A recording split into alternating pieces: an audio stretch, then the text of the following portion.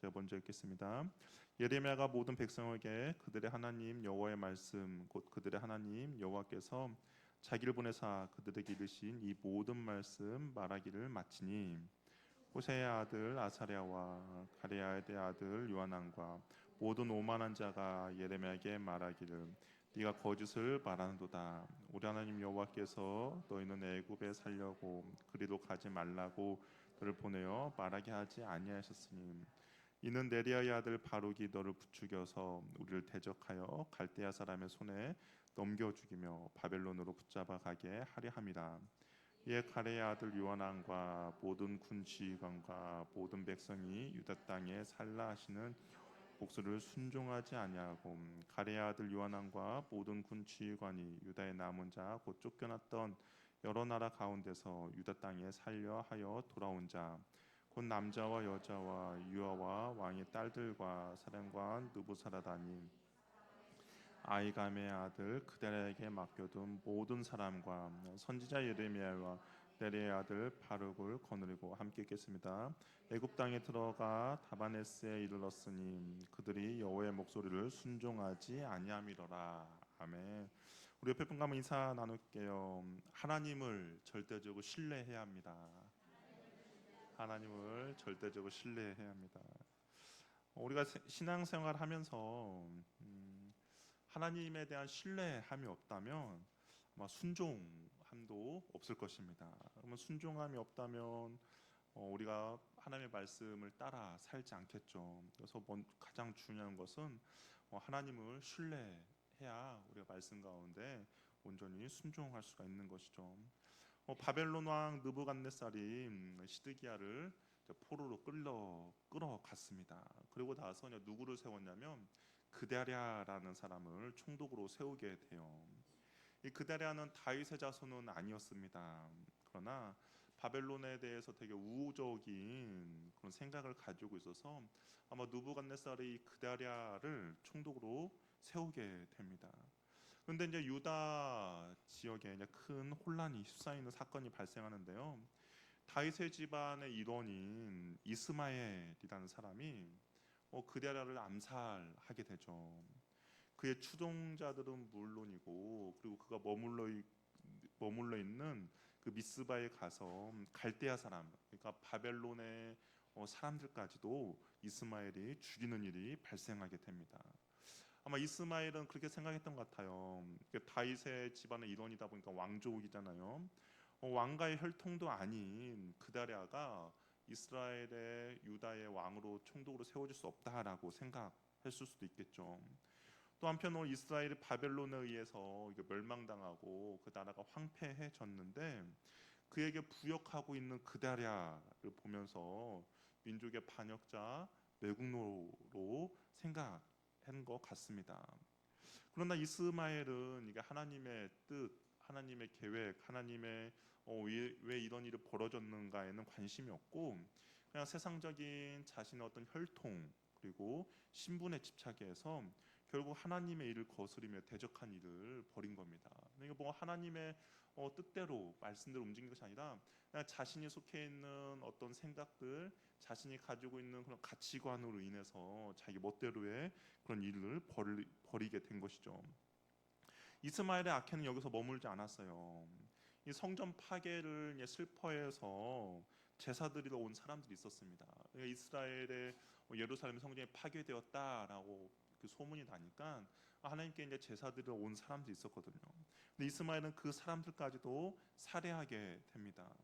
이런저런 상황으로 심각한 사건이 발생했기에 이스마엘은 유다에 더 이상 머무를 수 없겠죠. 왜냐하면 이 일이 발각이 되면 이제 바벨론에 의해서 자신의 목숨은 파리 목숨이기 때문에 이스라엘에 계속 머물러 있을 수 없었습니다. 그래서 이스마엘은 미스바에 남아 있는 왕의 딸들과 여러 사람들을 사로잡아서 이제 자신이 암몬이라는 나라로 이제 도망을 가는 것이죠.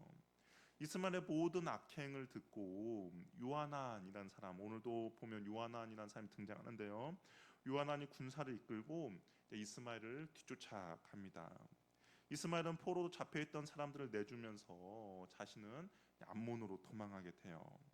이스마엘에게 백성을 구해낸 요하나는 그리고 군 지휘관들은 그렇다면 이제 미스바로 돌아가야 하잖아요. 유대 땅으로 돌아가야 하는데 유대 땅으로 돌아가지 않고 이들이 선택한 그 나라는 어디냐?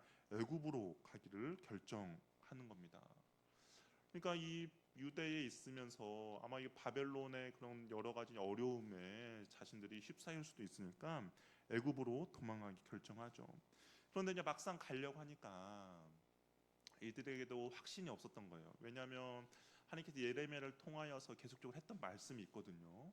애굽으로 가지 말고 그 유다에 머물러 있어라, 이스라엘에 머물러 있어라라는 말을 계속 들었기 때문에 이들도 애굽으로 가는 거에 대한 확신이 없었습니다. 이것이 옳은지 그렇지 않은지에 대한 확신이 없었기 때문에 가다가 베들레헴이란 곳에 머물게 돼요. 그런데 이제 성경에서는 이들이 왜 유다 땅에 머물지 않는가, 왜 이들이 다시 미스바에 돌아가지 않는 이유에 대해서 성경은 분명히 이야기하고 있는데요. 우리 예레미야 41장 한번 볼까요? 41장 18절 말씀인데요. 우리 한번 읽어보도록 하겠습니다. 41장 18절 말씀 한번 읽어보겠습니다. 시작. 이는 느다니의 아들 이스마엘이 바벨론의 왕이 그 땅을 위임한 아이게암의 아들 그데라를 죽였으므로 그들이 갈대아 사람을 두려워함이었더라. 이들이 바벨론의 그 사람들을 두려워해서 다시 예루살렘으로 돌아가지 않는다라는 것이죠. 바벨론 왕이 임명한 그데라를 암살한 것은 곧 바벨론에 대한 반역을 의미하지 않습니까? 바벨론과의 평화적인 관계가 어긋났고 유다 땅에서 정말 편하게 사는 것은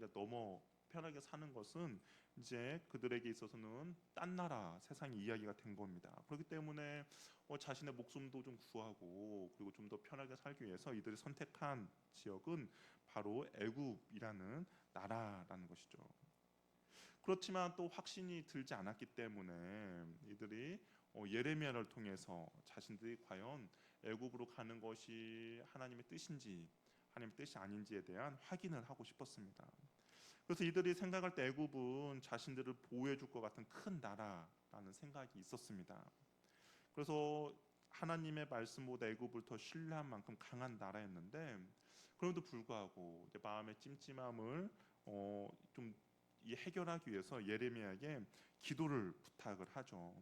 그래서 과연 자신들이 애굽으로 가는 것이 하나님의 뜻인지 하나님의 뜻이 아닌지를 물어봅니다. 그런데 성경에서는 하나님께서 계속적으로 이야기했어요. 예레미야를 통하여서도 계속적으로 말씀했습니다. 애굽으로 가지 말라라고 하나님께서는 시종 1관 계속적으로 말씀하셨어요.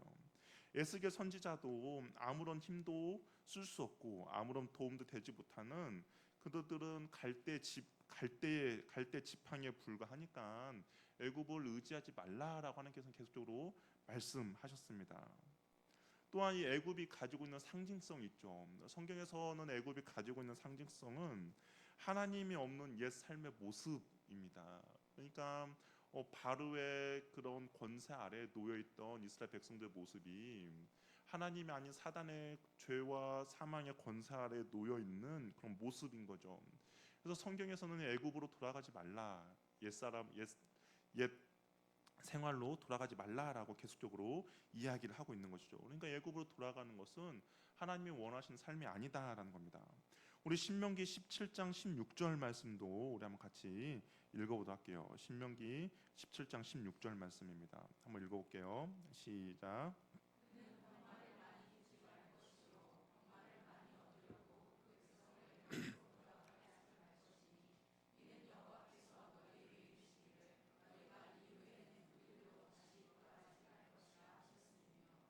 애굽이 가진 상징성이 있기 때문에 애굽으로 절대 돌아가지 말라라고 하나님께서는 이야기를 했습니다. 그럼에도 불구하고 이 요하난과 그의 무리들은 갈대아인들에 대한 두려움이 있어서 그것을 해결하기 위해서 애굽을 우선적으로 생각을 하고 눈을 돌렸습니다. 여전히 하나님을 신뢰하지 못하고 있는 모습이죠. 그럼에도 불구하고 이제 예레미야에게 기도 부탁을 한 것이죠. 그러면서 예레미야에게 기도 부탁을 하면서 이들은 이런 말을 해요. 어떤 말을 하냐면 자신들이 좋든지 싫든지, 그러니까 하나님의 말씀이 무엇이라고 말씀하신든지 간에 자기는 그 말씀들을 온전히 순종하겠다라고 이야기합니다. 하나님이 만약에 가지 말라고 하면 자신은 가지 않겠다. 만약에 가라고 하면 가겠다라고 이야기를 하면서 예레미야에게 기도 부탁을 하는 것이죠. 근데 막상 예레미야가 기도를 하고 하나님 응답을 받았습니다. 근데 하나님의 뜻은 무엇일까요? 하나님의 그 뜻은 가지 말라라는 거였어요. 하나님의 뜻은 애굽으로 가지 말라라고 했음에도 불구하고 이들은 어떻게 하냐? 애굽으로 가고자 자신들이 결심하고 결단한 것을 포기하지 않습니다. 그래서 끝까지 애굽으로 가고자 하는 것이죠. 왜 이들은 어떤 근심과 걱정이 있었음에도 불구하고 왜 끝까지 하나님의 말씀을 순종하지 않고 애굽으로 가고자 했는가? 왜 그랬을까요? 하나님에 대한 신뢰함이죠. 하나님에 대한 신뢰함이 이들 마음 가운데 없었다라는 겁니다. 두려움이 하나님을 향한 불신으로 나타나게 된 것이죠. 그 마음 가운데 두려움이 있었어요. 그런데 이 두려움보다 하나님을 더 신뢰한다면 두려움 대신에 하나님을 선택했을 텐데 여전히 그들 마음 가운데 두려움이 더욱더 크게 작동하고 있었다라는 것입니다. 그러게 우리는 끊임없이 내가 믿고 의지하는 하나님 어떤 분이신지를 우리는 온전히 알아야 하는 것이죠. 여러분 신앙생활하면서 여러분 믿고 의지하며 기도하고 있는 이 하나님 어떤 분이신지를 알아야만이 우리가 신앙생활함에 있어서 하나님의 말씀 가운데 온전히 순종하며 나아갈 수가 있다라는 겁니다. 우리가 신앙생활을 하다 보면 어떻습니까? 세상의 소리가 들리죠. 세상의 소리가 우리가 신앙생활을 함에 있어서 순종하는 쪽으로 들립니까? 아니면 불순종하는 쪽으로 들립니까? 대부분의 세상의 소리는 하나님의 말씀 가운데 순종하지 말라라고 세상의 소리가 들리는 것이죠. 내가 이런 일을 했을 때 교회 믿음과 세상은 분명히 다름이 있어. 이렇게 하면 세상에서 살 수가 없어라고 이야기합니다. 뭐 사업하시는 분들도 그렇고 뭐 직장에 다니시는 분들도 그렇고 이렇게 하면서 어떻게 세상을 살아갈 거야라고 이야기를 하는 것이죠. 그럼에도 불구하고 내가 하나님에 대한 확실한 신뢰감이 있고 하나님에 대한 확실한 믿음이 있다면 그 세상의 소리를 뒤로 하고 하나님을 붙잡고 하나님의 방법대로 나아가겠지만 근데 내가 하나님에 대한 신뢰함이 없을 때는 어떨까요? 하나님에 대한 신뢰함이 없을 때는 세상의 소리가 나의 마음을 붙잡고 내가 세상의 소리에 끌려가게 된다라는 겁니다. 그렇기 때문에 우리는 하나님을 더욱더 잘 알아야 한다는 것이죠. 하나님에 대한 신뢰감을 더욱더 가져야 한다는 겁니다. 그런데 이 믿음은 저절로 생기는 것이 아니죠. 내가 그냥 교회를 다닌다고 해서 하나님에 대한 신뢰함이 생기는 것이 아닙니다. 이 하나님에 대한 신뢰와 믿음은 하나님과의 관계를 통하여서 생기는 것이죠. 내가 하나님과 얼마나 친밀하게 지내느냐, 내가 하나님과 얼마나 가까이 있느냐에 따라서 하나님에 대한 믿음과 신뢰함이 생기게 된다라는 겁니다. 근데 그 관계라는 것은 하나님을 더 알게 될 때, 그리고 그분과 더욱더 친밀해질 때 사람과 환경이 아닌 하나님을 믿고 의지하게 된다라는 겁니다. 우리 시편 56편 4절 말씀 우리 같이 한번 읽어보도록 할게요. 같이 한번 읽겠습니다. 시작.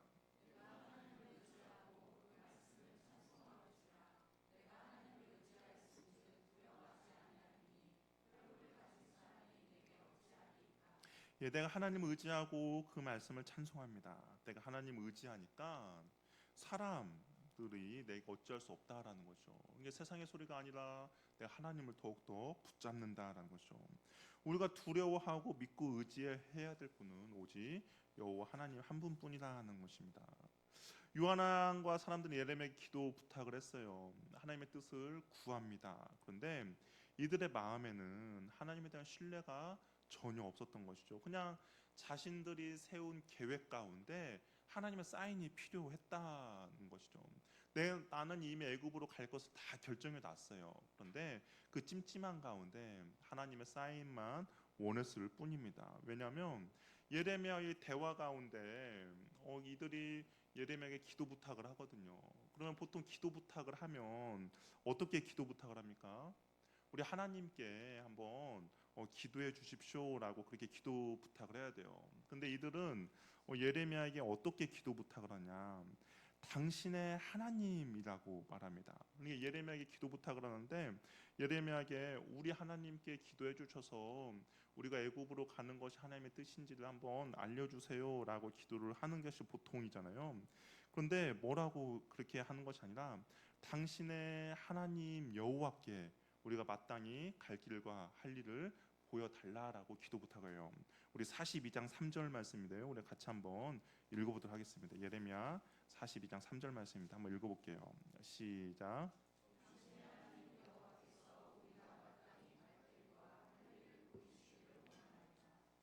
당신의 하나님 여호와입니까? 우리 하나님 여호와입니까? 우리 하나님 여호와죠. 그래서 예레미야가 그것을 바꿔줘요. 4절에 보니까 뭐라고 바꾸냐? 너희 하나님 여호와께 기도하겠다라고 이야기합니다. 내 하나님이 아니라 너희 하나님 여호와께 내 기도해서 응답해 주겠다라고 이야기하는 거죠. 그러니까 이 예레미야에게 기도한 사람들의 신앙의 모습이 무엇이에요? 하나님을 전혀 신뢰하고 있지 않는 그런 모습임을 우리는 알 수가 있다라는 것이죠. 우리도 보통 신앙생활할 때 뭐 이런 일이 종종 벌어져요. 혹시 주변에 뭐 불신자들이라든지 아니면 신앙을 갖지 않는 사람들이 어려움을 당하면 뭐라고 이야기합니까? 야, 네가 믿는 하나님께 좀 기도 좀 해봐. 그렇게 이야기하잖아요. 그렇죠? 안 그렇습니까? 그렇게 해요. 근데 마치 이 요한왕과 사람들이 그런 기도 부탁을 하고 있다라는 거죠. 그러니까 하나님에 대한 신뢰함이 없이 그냥 기도 부탁을 하고 있는 겁니다. 이들은 어떤 내용이든지 무슨 말을 하든지 하나님의 뜻이 분명하면 좋든지 좋지 않든지 막론하고 순종하겠다 다짐도 합니다. 그래서 이들은 이런 말도 해요. 여호와 하나님의 목소리에 순종하면 복이 있을 것도 알고 있습니다. 그러면서 어떤 것인지 순종하겠다라고 이야기를 하고 있는 것이죠. 예레미야는 이들의 부탁을 받고 하나님께 기도해서 응답을 받습니다. 그러면서 이들에게 하나님의 뜻을 가감없이 전하게 되는데요. 근데 하나님의 뜻과 계획은 분명했습니다. 어떤 걸까요? 애굽으로 가지 말라였습니다. 애굽에 가지 말고 유다 땅에 계속 머물러 있어라라는 것이 하나님의 뜻이었습니다. 그러면서 그들이 두려워하고 있는 그 바벨론으로부터 어떻게 보호해 줄 것인지에 대한 것도 명확하게 이야기를 해줍니다. 우리 42장 10절 말씀도 한번 같이 읽어볼게요. 42장 10절 말씀 한번 같이 읽어보겠습니다. 시작. 너희가 이 땅에 눌러 앉아 산다면 내가 너희를 세우고 헐지 아니하며 너희를 심고 뽑지 아니하리니 이는 내가 너희에게 내린 재앙에 대하여 뜻을 돌이킴이라. 그렇죠? 하나님께서 뭐라고 말씀하십니까? 너희들이 여기 머물러 있다면 내가 너희들을 온전히 지켜주고 돌봐줄 거야 라고 이야기합니다. 11절도 있는데 우리 11절 말씀도 같이 한번 읽어볼게요. 시작. 여호와의 말씀이니라 너희는 너희가 두려워하는 바벨론 왕을 겁내지 말라. 내가 너희와 함께 있어 너희를 구원하며 너희 손에 너희를 건지리니 두려워하지 말라.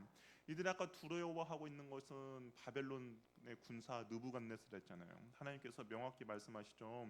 그를 두려워하지 말라. 내가 너희와 함께 있어서 그들의 손에서 너희를 반드시 지켜줄 거야 라고 이야기합니다. 그리고 12절에 보면 내가 너희를 불쌍히 여기니까 그도 너희를 불쌍히 여겨 너희를 본향으로 돌려보내줄 거야 라고 이야기합니다. 이 정도 말하면 어떻습니까? 하나님의 뜻이 확실하지 않습니까? 어느 곳에 있든지 너희를 반드시 지켜줄 거야. 너희가 내 말만 지킨다면 내가 너희를 돌봐줄 거야 라고 하나님께서 분명히 말씀합니다. 인간적인 눈으로 보면 지금의 이스라엘 땅은 불안하죠. 바벨론 군대의 위협이 있습니다. 또한 여러 가지 상황과 환경을 인하여서 그다리아 총독이 죽었기 때문에 바벨론에 어떤 보복이 있을 거라는 것은 아마 인간적인 시각으로 보면 느끼는 동일한 그런 감정입니다. 그러나 주님께서는 그렇게 말씀하고 있지 않죠.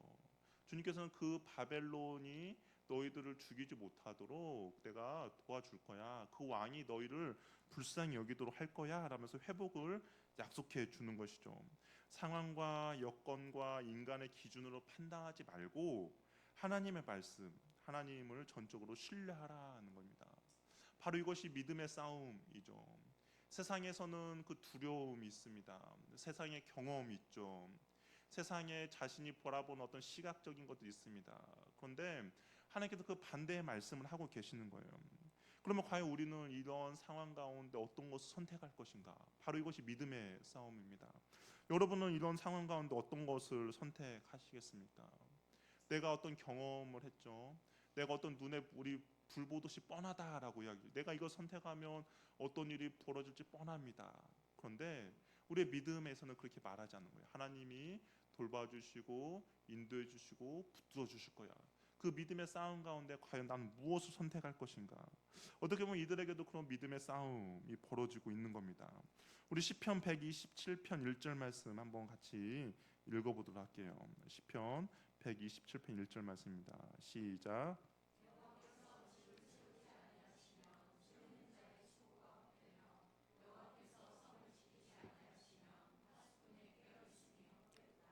우리는 믿음의 싸움 가운데 우리가 선택해야 될 것은 바로 하나님의 말씀이라는 것이죠. 세상의 소리 모두 맞는 말입니다. 틀린 말 아니에요. 세상의 소리에서 뭐 틀린 말이 우리의 마음을 움직이지 않습니다. 분명히 맞는 말이에요. 세상적인 이치에서 나오는 말입니다. 그들도 그냥 빈말하는 것이 아니라 여러 가지 경험과 수치와 여러 가지 경험과 여러 가지 그 데이터를 총체적으로 해서 이야기하는 말입니다. 그런데 거기에는 한 가지 빠진 것이 있죠. 한 가지 빠진 것이 무엇입니까? 그 말에는 하나님이 계시지 않는다라는 것이죠. 세상의 말에 모든 것이 맞고 틀린 말이 아니고 이치에서 나온 말이지만 근데 한 가지 빠진 것은 그곳에는 하나님이 계시지 않는다라는 겁니다. 그러나 이 믿음에는 누가 있다는 거예요? 하나님이 계시기에 세상의 이치대로 흘러가지 않는다라는 것이죠. 하나님이 세우시고 지키기 위한 모든 어떤 위험에서도 하나님께서 결코 뽑히거나 하나님이 결코 흔들리지 않거나 무너지지 않는다는 하나님의 약속이 있기 때문입니다. 우리 그 MT나 그런 데 가면 혹시 실내 게임이라고 하는데 혹시 아십니까? 어떤 게 한 1m에서 1.5나 1.5m 높은 곳에 올라가요. 그럼 뒤에 있는 사람들이 쭉 서 있습니다. 그러면 이제 올라간 사람이 뒤를 안 돌아보고 이렇게 떨어지는 거죠. 혹시 해보셨습니까? 안 해보셨습니까? 뭐 그런 것도 안 하고 보다 한 이 정도 높이 돼요. 이 정도 높이 되면 이제 올라갑니다. 올라가서 이제 하고 뒤로 이제 넘어지는 거죠. 그냥 이렇게 뒤로 넘어집니다. 그러면 뒤 밑에 있는 사람들이 붙잡아 주는 거예요. 여러 이제 갈등이 있겠죠. 저 사람들 날 붙잡아 줄까? 그런 갈등이 있지만 그럼에도 어떻게 합니까? 하라니까 믿고 이제 떨어지는 거예요.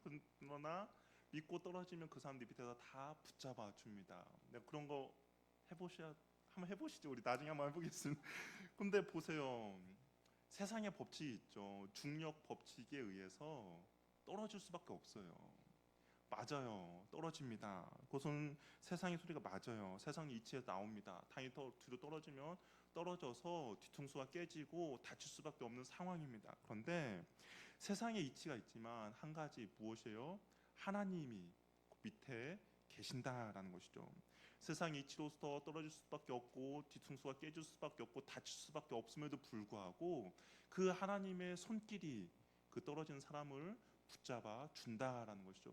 그래서 그 사람은 다치지 않고 뒤통수 깨지지도 않고 무사히 일어날 수가 있다라는 겁니다. 이것이 바로 세상의 소리와 하나님의 개입하심의 문제라는 것이죠. 세상의 소리 정말 틀린 말 아닙니다. 맞는 말이에요. 당연히 맞으니까 우리의 마음이 두려움이 생기고 그 세상의 소리에 우리의 마음이 움직이고 흔들리는 것이죠. 그러나 세상의 소리가 아무리 맞더라도 한 가지 하나님은 그 안에 계시지 않기 때문에 하나님의 개입하심으로 언제든지 상황과 환경은 바뀔 수가 있다라는 것이죠. 그럼에도 불구하고 이 요한왕과 이 사람들은 애굽으로 가게 됩니다. 하나님의 말씀을 빙자해서 예레미야 예언을 거짓이라 비방하고 끝까지 자신들은 애굽으로 가게 되는 것이죠.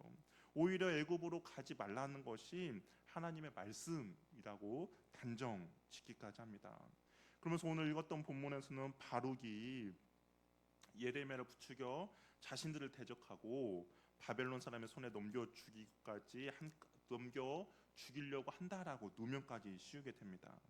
이렇게까지 하는 이유는 애굽으로 내려가는 것만이 최선의 길이며 공동체를 지키는 일이라고 생각했던 자신의 뜻을 굽히지 않고 있기 때문인 것이죠. 자신들 스스로 어떤 계획을 정해 놓았습니다. 거기에 하나님께 마땅히 동의해야 한다고 강요하는 것이죠. 설령 하나님이 동의하지 않더라도 자기들 고집대로 밀고 나가겠다는 것이죠. 완악한 모습이라고 할 수 있습니다. 신앙이란 무엇이냐? 자기의 뜻을 고집하거나 주장하는 것이 아니라 하나님의 뜻 앞에 자기의 뜻을 굴복시키는 겁니다. 나의 뜻과 계획이 다르더라도 하나님의 지혜로우심, 선하심을 인정하며 나아가는 것이 바로 신앙생활이라는 것이죠. 그분이 어떤 길로 인도하든 어떤 일을 지시하든 이에 순종하는 겁니다. 그것이 우리의 판단과 다르며 우리의 형편과 맞지 않는 것, 우리의 계획대로 다를지라도 순종하는 것이죠. 왜냐? 우리를 이끌어 가시는 그분을 우리는 신뢰하기 때문인 것이죠. 전적으로 하나님을 신뢰하기 때문에 내가 원하는 길이 아니더라도, 내가 원하는 방향이 아니더라도, 내가 원하는 결과가 아니더라도 우리는 신뢰하며 나가는 겁니다. 왜냐하면 그분은 우리를 가장 좋은 길로, 우리에게 가장 선한 것으로 우리에게 주시는 하나님이기 때문인 것이죠. 그렇기 때문에 우리는 그 주님을 신뢰하며 나가는 겁니다. 하나님을 더 알게 된다면, 하나님과 더 친밀하게 된다면 우리는 주님을 더욱더 신뢰할 수 있는 것이죠. 우리가 세상을 살아가면서 말씀의 믿음의 아까 싸움이라고 했습니다. 믿음의 싸움이 일어날 때 내가 만약 주님에 대한 신뢰함이 있다면, 내가 그 주님의 신실함에 대한 흔들리지 않는 믿음이 있다면 우리는 주님의 전적으로 순종하며 나아가게 될 것입니다. 그러나 행여나 내가 주님에 대한 믿음과 주님에 대한 신뢰가 없다면 우리는 갈등하겠죠. 왜냐하면 세상의 소리가 우리의 마음을 붙잡기 때문입니다. 그럼에도 불구하고 우리가 믿고 따르며 의지하는 분은 우리에게 가장 선한 길로, 가장 좋은 길로 인도해 주시는 여호와 하나님을 알고 우리가 온전히 주님께 신뢰하며 나가는 은혜가 저와 여러분의 있기를 바랍니다. 아무리 세상의 법칙과 이치가 있더라도 나를 받아주시는 주님이 있기에 믿고 나아가는 겁니다. 좋든지 좋지 않든지 막론하고 우리가 하나님 여호와의 목소리에 순종하면 우리에게 복이 있다라는 그 말씀을 기억하셔서 하나님을 신뢰하며 순종하는 저와 여러분 되기를 바랍니다. 날마다 주님의 말씀을 통하여서 주님이 어떤 분이신지를 우리가 날마다 알기를 원하고, 우리 주님과 날마다 가까이하여서 그 주님의 은혜와 주님에 대한 믿음이 더욱더 커지기를 바랍니다. 우리 그런 말이 있죠. 모르는 사람을 사랑할 수는 없습니다. 우리가 주님을 모르는데 어떻게 주님을 사랑할 수가 있겠습니까? 대신에 보지 못하였지만 사랑은 할 수가 있는 거죠. 우리 소경인 사람이 그의 자녀들을 보지는 못했지만 그럼에도 불구하고 사랑할 수 있습니다. 우리도 마찬가지죠. 우리가 하나님을 보지는 못합니다. 그러나 우리는 하나님을 사랑할 수 있는 거죠. 그러나 우리가 주님을 모른다면 우리는 주님을 사랑할 수 없다라는 것을 기억하셔서 주님을 아는 거에 우리가 힘과 에너지를 쏟으시길 바랍니다. 그래서 주님을 날마다 더욱더 알아가게 되고, 그래서 주님을 더욱더 사랑하게 되고, 그리고 주님을 사랑함으로 우리가 주님을 온전히 신뢰하며 나가는 저와 여러분이 되기를 바랍니다. 그것이 우리 인생 가운데서 참된 복된 삶을 살아가는 것이죠. 그런 복이 저와 여러분에게 있기를 바랍니다. 이렇게 찬양하며 우리 함께 나가도록 하겠습니다.